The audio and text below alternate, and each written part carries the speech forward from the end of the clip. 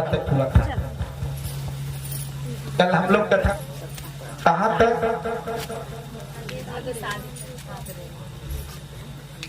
महादेव जी का विवाह हो चुका था और माता पार्वती को लेकर के कैलाश पर्वत आ भी चुके थे।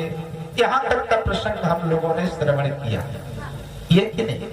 महादेव जी आकर के अपने अर्धांगिनी माँ पार्वती के साथ वहां निवास कर रहे थे और निवास करते करते बहुत दिन तक व्यतीत हो गया और कार्तिक के महाराज का भी प्राकट्य हो गया। इतनी तक कथा हम लोगों ने श्रवण किया। अब आगे की प्रसंग क्या होता है उस पर हम श्रवण करेंगे। बोले सियावर रामचंद्र भगवान की जय। तो चलिए आज की कथा, माता पार्वती विराजमान है, कैलाश पर्वत पर बैठी हुई हैं और भूत भावन महादेव जी भी बड़े आनंद के साथ विराजमान है। अपने बाघंबर को बिछाए बट पेड़ के नीचे और आनंद के साथ महादेव जी ध्यान में बैठ गए। आसन लगा करके जैसे ही महादेव बैठे, माता पार्वती देखती है कि महादेव जी आज बड़े प्रसन्न हैं, बहुत आनंद के साथ बैठे हुए हैं। ये प्रसंग कहता है माताओं, बहनों, सज्जनों, मेरे प्यारे भाइयों, कि इस प्रसंग से हमें कुछ सीखना चाहिए। सीखने का प्रसंग है, अपने जीवन में उतारने का प्रसंग है। माता पार्वती अपने पति देव महादेव को प्रसन्न मुद्रा में देखी और देख करके गई और सर्वप्रथम तो प्रणाम करी। महादेव जी के चरणों को छू करके प्रणाम करती हैं, कहती हैं कि महादेव आज बड़ा प्रसन्न है। यदि मैं जाऊंगी और कुछ प्रश्न करूंगी तो उस प्रश्नों का जवाब मुझे सहर्ष देने वाले हैं। महादेव के सम्मुख गई माता पार्वती, चरणों को छू करके आशीर्वाद प्राप्त करती हैं और कहती है कि महादेव प्रभु मेरे प्रिय, आज आप बड़े प्रसन्न हैं, बहुत आनंदित हैं।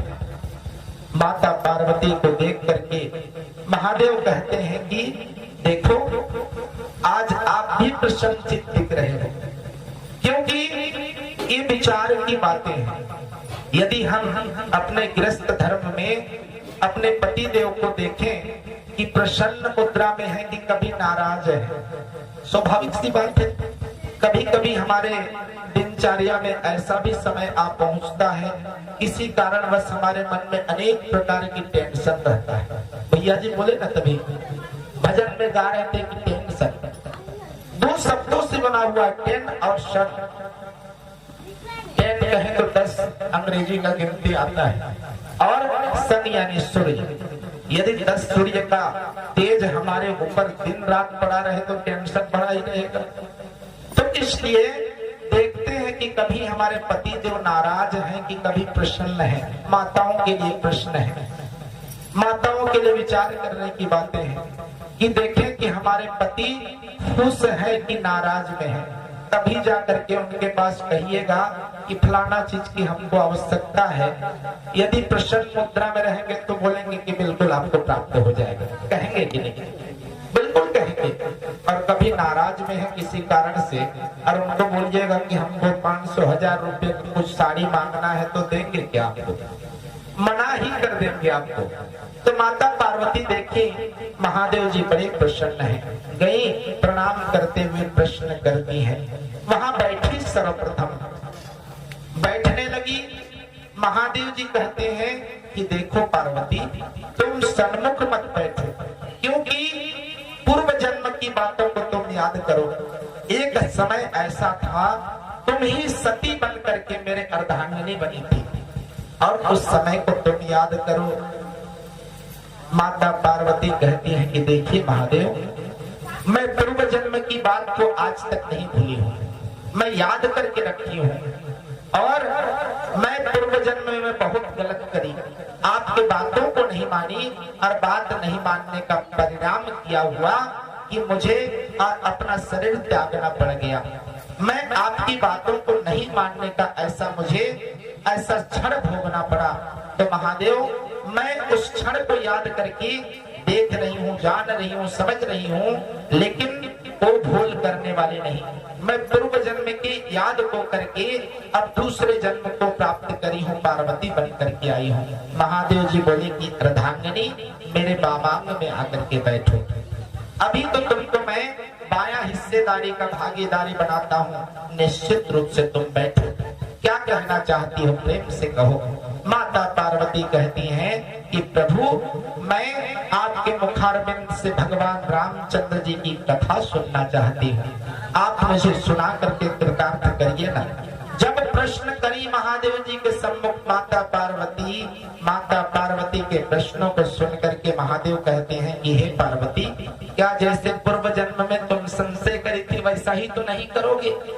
एक बार संशय हुआ और अपना जीवन तुमको छोड़ना पड़ा, त्यागना पड़ा, क्या दोबारा मन में संशय तो उत्पन्न नहीं हो जाएगा, शंका तो नहीं हो जाएगा?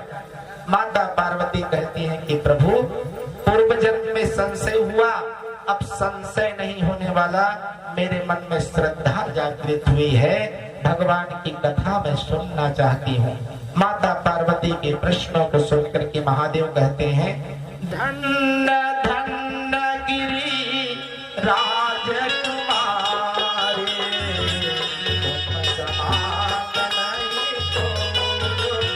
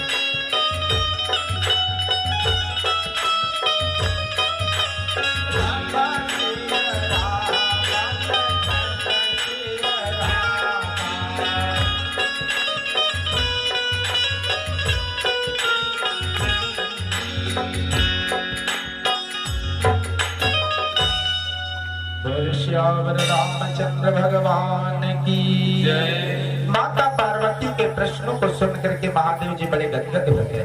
कहते हैं धन्य धन्य गिरिराज कुमारी, हे गिरिराज की पुत्री, पर्वत की पुत्री।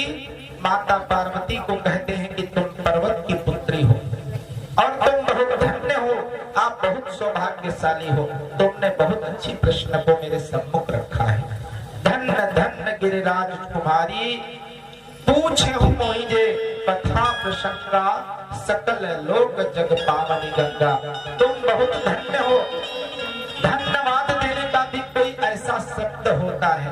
महादेव जी अपने माता पार्वती को कहते हैं कि देखो पार्वती, तुम बहुत धन्य हो, सौभाग्यशाली हो और धन्यवाद तुमको देता हूँ क्योंकि तुमने मेरे मुख से कथा सुनने की इच्छा जागृत करी।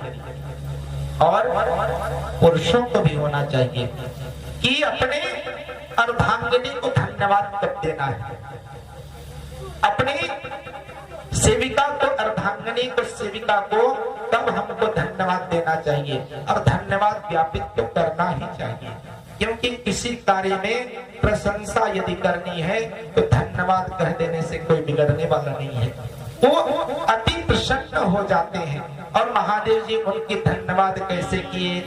आप पर्वत की पुत्री हो, आपको पिता धन्य के पात्र हैं, धन्यवाद के पात्र हैं। उनकी बेटी बनकर के मेरे अर्धांगिनी को आई और तुम बहुत ही सौभाग्यशाली हो, तुमको धन्यवाद देता हूँ। और तुम कथा पूछ करके मेरे जीवन को कृतार्थ कर दिए। भगवान की कथा तुम सुनने की इच्छुक बने। गंगा की प्रवाह धारा जैसे होती है, गंगा निर्मल होता है, उसी प्रकार भगवान राम की कथा निर्मल गंगा की तरह है। राम कथा, भगवान की कथा एक गंगा की तरह है।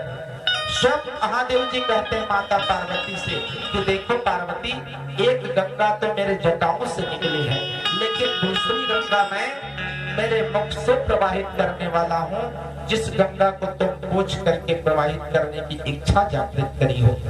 महादेव जी बड़े प्रसन्न हो गए। कहते हैं कि गदगद होकर के राम की कथा सुनाना प्रारंभ करते हैं। बोले श्यावर रामचंद्र भगवान की जय।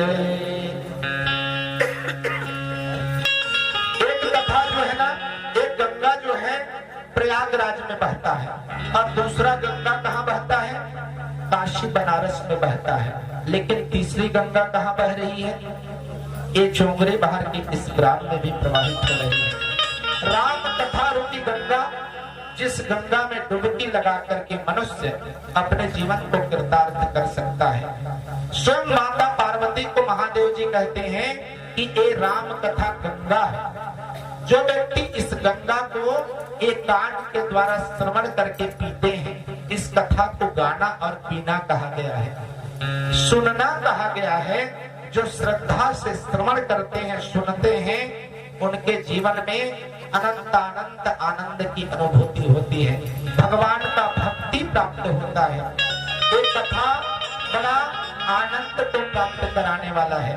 माताओं, भक्तों, इस कथा का जो व्यक्ति आश्रय लेता है ना, उनके जीवन में सुख ही सुख और आनंद ही आनंद की प्राप्ति होती है। कथा को सुनिए, अपने जीवन में धारण करिए, अपने जीवन में उतारिए, क्योंकि राम कथा जीने की कला सिखाती है। मनुष्य को जीना कैसे चाहिए, मनुष्य को अपने परिवारी जनों के साथ कैसा रहना चाहिए, किस प्रकार की व्यवहार बर्ताव करना चाहिए, माताओं को अपने परिवार के साथ कैसी व्यवहार करनी चाहिए, भैयाओं को कैसे व्यवहार करना चाहिए, सारी कला रामचरितमानस में लिखा पड़ा है। सुनने की, अपने जीवन में उतारने की बातें हैं प्यारे। इस कथा को सुनिए और निश्चित रूप से अपने जीवन में धारण करिए और अपने जीवन को बदलाव करिए। राम कथा यही सिखाती है मनुष्य को कैसे जीना चाहिए। इस प्रकार की कथा राम कथा है। ये राम कथा में जो आकर के श्रवण करते हैं, अपने जीवन में धारण करते हैं, निश्चित रूप से भगवान की उनके ऊपर आशीर्वाद प्राप्त होती है। बोले श्यावर रामचंद्र भगवान की। महादेव जी से पूछे माता पार्वती, और महादेव जी कहने लगे कि सुनो, मैं तुम्हें कथा बताता हूँ। भगवान की कथा सुनने की बड़ी इच्छा है तो सुनो। जब आपके मन में श्रद्धा ही उत्पन्न हो रही है तो भगवान की कथा सुनो। बोलने लगे कि देखिए प्रभु, भगवान की कथा वो बताइए जिस कथा को मैं सुनना चाहती हूँ। आप अपने मुखारबिंद से कह करके सुनाइए। मैं सुनना चाहती हूँ कि आप कथा कैसे बताएंगे। पूछ मैया शैल कुमारी, पूछ मैया शैल कुमारी, कथा कहिए भोले भंडारी।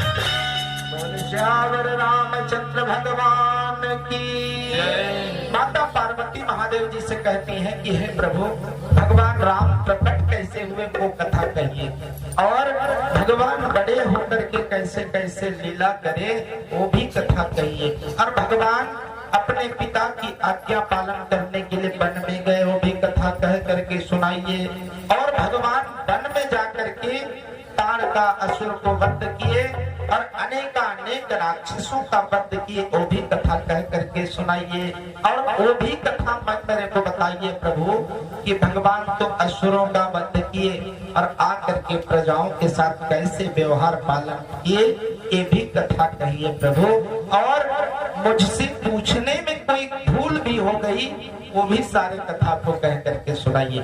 आपके मुखारबिंद से मैं सुनना चाहती हूँ। इस प्रकार से भगवान के सम्मुख माता पार्वती प्रश्न करती हैं, तो माता पार्वती के प्रश्नों को सुन करके महादेव बड़े गदगद हो जाते हैं कि देखो पार्वती, सुनो भगवान रामचंद्र जी का प्राकट्य कैसे हुआ। अब मेरी मुखारबिंद से तुम सुनो, बड़े आनंद के साथ सुनो, भगवान कैसे इस धराधाम पर आए। जब जब होई धर्म के हानि, बाढ़ई असुर अदम तब प्रभु धरि है विविध शरीरा, हरहि कृपा